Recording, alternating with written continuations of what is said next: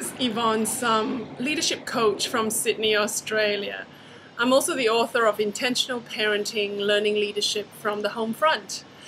Now, I have been asked about women in leadership quite a bit, and recently I thought about women in leadership in terms of, is there a difference between the gender, leadership between men and women? Definitely. Is there cultural differences between women and men in different leadership roles in different parts of the world? Absolutely. Are they different in families? For sure. So I started to reflect upon my own upbringing as a woman in my family. I had to ponder some of the frameworks by which I was brought up in.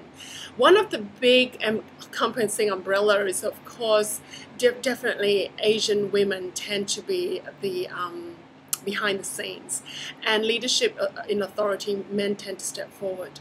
But more and more that's changing, of course, in our contemporary world.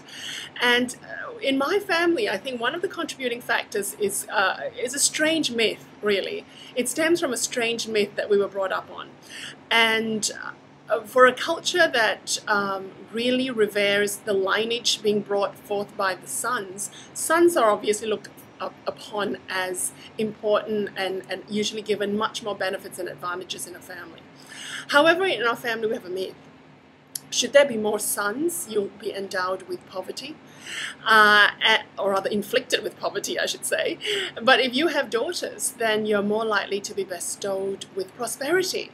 So, and if you look at it, how the Sum family has reframed the situation where when you think Sum, the surname is rarer than, say, Lees and Wongs. So you can definitely tell that the lineage is not carried forth as as big as the other surnames. So daughters must be more in abundance. So we've reframed a negative situation of not being able to get sons with the ability to actually have daughters, and therefore the myth that if you have daughters you will prosper. And to some extent I suppose there's some truth, because in our family we've only known health, happiness, and reasonable wealth. I wouldn't say that we were very wealthy, but we certainly were not lacking in a lot of things, and certainly have had that through my life. So what was it that, what was my concept of women in leadership in our families?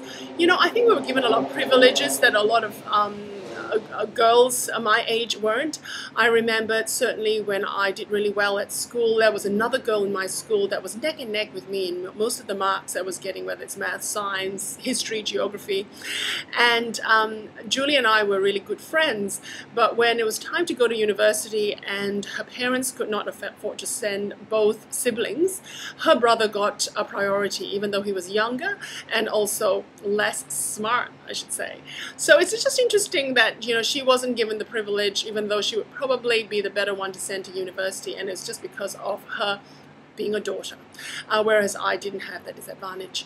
And certainly when we sat down for dim sum with my grandfather, he used to tell us that in the Chinese tradition, dim sum is served to men in cafes, and women really didn't show up to have tea or play chess with their friends or listen to their canaries crooning in that gilded cage for a couple of hours at a time.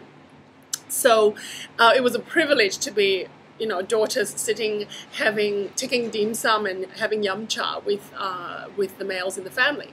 So we kind of always felt that the reframe of any limiting beliefs around women in leadership and women's position in the family was very different for us. So I always felt very empowered. So what is it in us women that we have constructed as limiting? Could it be some mindsets that we have chosen to believe in, or can we reframe and rewrite our context? So let me ask you, what frameworks have limited you, and how will you rewrite them?